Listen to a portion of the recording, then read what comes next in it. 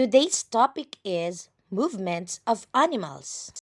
Animals move in different ways, and these animals are grouped according to their movements. Some animals fly, some swim, some crawl, while others hop, walk, and run. So here are the groups of animals based on how they move. Let's start with the animals that fly. Most of these animals have wings. They flap their wings up and down in order to lift their body up in the sky or away from the ground. Here are the examples: eagle, bird, crow,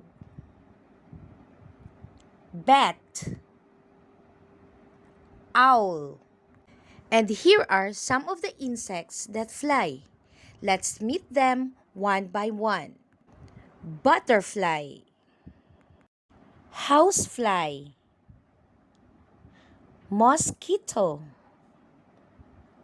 dragonfly, and bee. Now let's go to the animals that swim.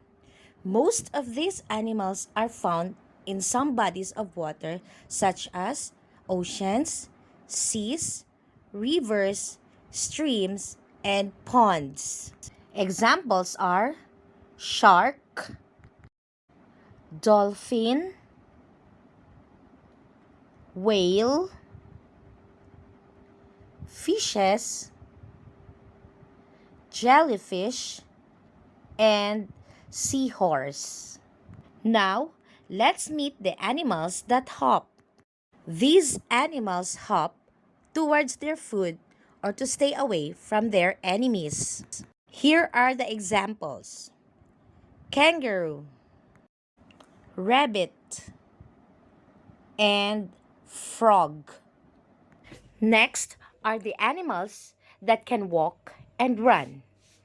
Most of these animals have four legs. And here are some of the examples. The dog can either walk or run. Cheetah, horse, lion, cow, giraffe, elephant, goat, and monkey. And the last group is the group of animals that crawl. Some of these animals have more than two legs, while others don't have legs. That is why they need to crawl to get their food or to protect themselves from their enemies. And here are the examples: caterpillar, snake, worm, snail, lizard, salamander, and spider. There are also animals that can both swim in the water and crawl if it is on land. One concrete example is the crocodile. The crocodile can swim once it is in the water and, of course, crawl on land.